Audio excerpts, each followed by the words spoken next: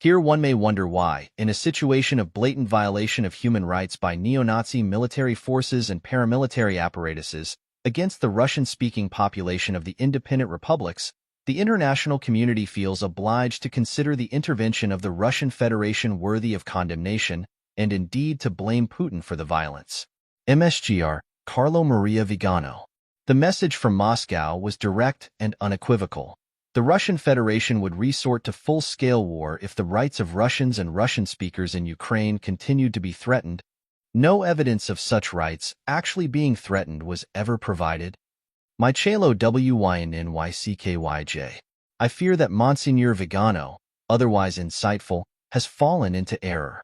He repeats Moscow's lies without blushing, without suspecting that he is advancing the propaganda of Christendom's most dangerous enemy. In Viganò's message for the April 2nd Reawaken America rally at Salem, Oregon, written at the behest of General Michael Flynn, Viganò suggests that President Putin did not invade Ukraine to support his expansionist ambitions. Rather, the main purpose of Russia's military operation is to prevent the aggression of the deep state and NATO. Putin is fighting against the same globalist elite that holds us all hostage. This is a shocking statement from an archbishop. Viganò needs to account for Russia's military aggression. He also needs to account for Russia's alliance with China and Russia's support for North Korea, Venezuela, Cuba, Vietnam, South Africa, Angola, Congo, and Daniel Ortega's Nicaragua. The communists who rule over these countries are the foremost enemies of Monseigneur Viganò's church.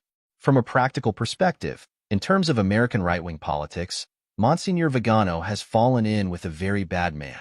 His April 2nd pro-Putin message was solicited by none other than General Michael Flynn, a former intelligence official who cozied up to Moscow in 2015. According to The Guardian, UK, the Defense Department Inspector General has uncovered evidence that Michael Flynn accepted hundreds of thousands of dollars from foreign interests and governments, despite repeated warnings from the DoD and the Justice Department that his conduct might be illegal. Flynn accepted $45,000 from RT, a Moscow-controlled propaganda outlet, and $22,000 from other Russian interests. Surely, this cannot be a good thing. There are many political stupidities today, but conservatives justifying Russian military aggression takes first prize. Here we have a famous American general soliciting pro-Russian statements from an archbishop of the Catholic Church. Who does Monseigneur Viganò think is responsible for corrupting the global elite with Marxism? Could it be the same KGB that Vladimir Putin worked for? Here Monseigneur Viganò confuses cause with effect. He thinks the leftism of the global elite is the cause rather than the effect of Russia's doings. Russia's armies are bombarding and besieging Ukrainian cities, even as Moscow openly threatens nuclear war on America. You would, from Monseigneur Viganò's telling, imagine that Russia is under attack instead of Ukraine. But no one has attacked Russia. Given Moscow's nuclear arsenal, who would dare launch an attack against Russia? We dare not even send troops to help the beleaguered Ukrainians for fear of Russian nuclear strikes. How ferocious is NATO, by comparison, shaking in fear, trembling as Russia threatens to cut off Europe's energy supply. Yet Monseigneur Viganò says NATO is the big threat. He says NATO has provoked the war in Ukraine. NATO is to blame for dead civilians and wrecked Ukrainian cities. And the man who ordered Mariupol's destruction is not to blame. The blame is placed on those who affirm Ukraine's right to join NATO at some distant point in time. Here, collective security becomes an act of aggression. The desire of the Ukrainians for freedom is an act of aggression. If NATO is so dangerous, why isn't Ukraine afraid of NATO? If NATO is so dangerous, why isn't Finland afraid of NATO? But Monseigneur Viganò turns everything on its head. The alliance that everyone wants to join, because everyone distrusts Moscow, is the instigator of war. The alliance that everyone wants protection from is sinister and aggressive because the actual aggressor does not like it, wants to break it up and dominate the broken pieces. It is not the case, as Monseigneur Viganò alleges, that America has used NATO to annex Poland and other countries. America does not govern these countries or control their territories. NATO is a voluntary organization that a majority of Ukrainians want to join. Yet Monseigneur Viganò uses the word annex, which is disgraceful for a man of his education and position. He also uses the word puppet, which is the kind of state we see in Belarus but not in Ukraine. Why does Monseigneur Viganò use inaccurate language to excuse the military aggression of Russia while blaming NATO? If Russia is the lesser of two evils, as Monseigneur Viganò maintains, then why destroy Mariupol and Kharkiv when you might do better by destroying Los Angeles and New York? Can we not make the argument that America's cities deserve bombardment more than Ukrainian cities? Does not Monseigneur Viganò's rhetoric lend itself to the destruction of America? After all, no country should make alliances that Russia sees as threatening. Think of the threat America poses to Russia, since America has nuclear weapons. We are obliged to surrender these weapons according to Monseigneur Viganò's logic, since by our armament we are the most blameworthy country of all. America must surrender her nuclear weapons to preserve the peace. In exchange, Russia will promise not to attack us. This, after all, is exactly what Ukraine did in 1994 when Kyiv gave up its nuclear weapons. Russia guaranteed Ukraine's security and sovereignty in the Budapest Memorandum. And now we see how Moscow honors its word. Ukraine gave up her nuclear weapons for a promise. Moscow breaks that promise and attacks Ukraine, bombards city after city. Is anyone ashamed for being so stupid? Trust the Russians? What kind of egregious blockhead trusts the Russians? Can we find a treaty they have not violated? Of course, many devout people want to raise the issue of President Zelensky's homoerotic dance video. How many decades ago was this video made? Zelensky now has a wife and children. Let us pull the log out of our own eye before we bother with the speck in Zelensky's. What is the real obscenity here? It is when an elderly woman returns to her apartment in Mariupol, finding everything destroyed. What will I do? She asks. Where will I live? What has a greater call on our moral outrage? A comedian's moral failings of 20 years ago, or the destruction of entire cities? What aggression or transgression of NATO or Zelensky warrants making moonscape out of Kharkiv and Mariupol? Can we point to a single building in a single Russian city that has been destroyed? According to Monseigneur Viganò, this is not a war of the Ukrainian people.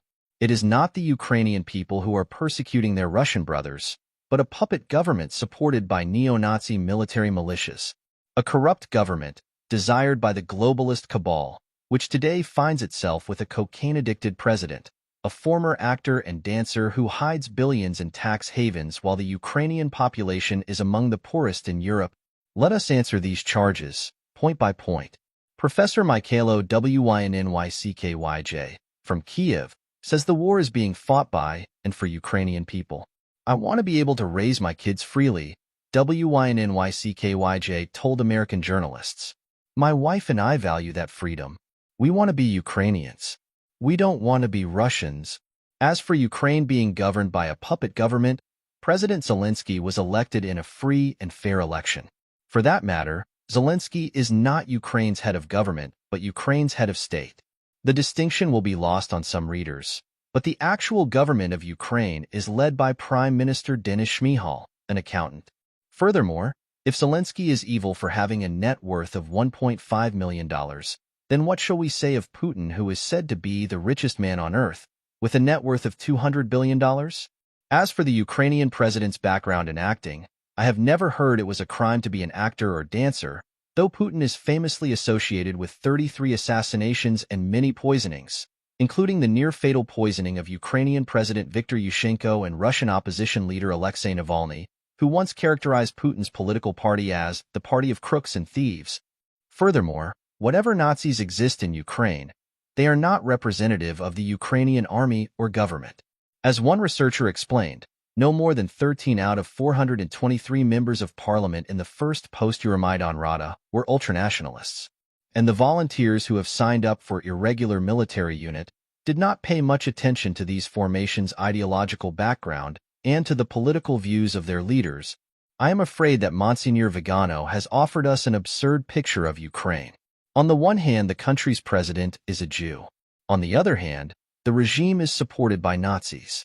Instead of believing this nonsense, let us examine the actual political program of this Nazified Jew. In his inaugural address, Zelensky said to his country, "Allow me to quote one American actor who has become a great American president. The government does not solve our problems. The government is our problem." When the parliament responded with tepid applause, he said, Your applause is pretty light. I guess not everyone likes what I'm saying? Too bad, since it's not me, but the Ukrainian people saying that. At the end of his speech, he shocked everyone by saying, I am dissolving the Verkhovna Rada, Parliament, of the 8th Convocation. Glory to Ukraine. But that was not all. Zelensky explained his transition from comedian to president with the following words. All my life, I tried to do all I could so that Ukrainians laughed. That was my mission. Now I will do all I can so that Ukrainians at least do not cry anymore. As it happened, Zelensky was elected with 73% of the vote in an unprecedented landslide. This is what Monseigneur Viganò calls a puppet government. Compare this to Putin's war speech in February, where Russia's grim dictator said, we see that the forces that carried out a coup d'état in Ukraine in 2014 seized power and are holding it with the help of decorative electoral procedures. Putin pretends to forget that the Ukrainian people do not accept fraudulent elections, as the Orange Revolution showed. Of course, Zelensky might have disappointed the Ukrainian people. But there he was, in the city of Ukraine, refusing to leave the nation's capital when military analysts were predicting its fall. On close examination, Putin's speeches about Ukraine are full of lies and misrepresentations, especially when he refers to Nazis committing genocide against millions of people living in Ukraine. The leading NATO countries, said Putin, in order to achieve their own goals, support extreme nationalist and neo-Nazis in Ukraine in everything. Putin added, the entire course of events shows that Russia's clash with these forces is inevitable. It is only a matter of time. Now they also claim to possess nuclear weapons. We will not allow this to be done. Lie follows upon lie, and Monseigneur Viganò repeats these lies. He echoes them. It does not matter if Viganò has been right in the past, or how courageous he has been.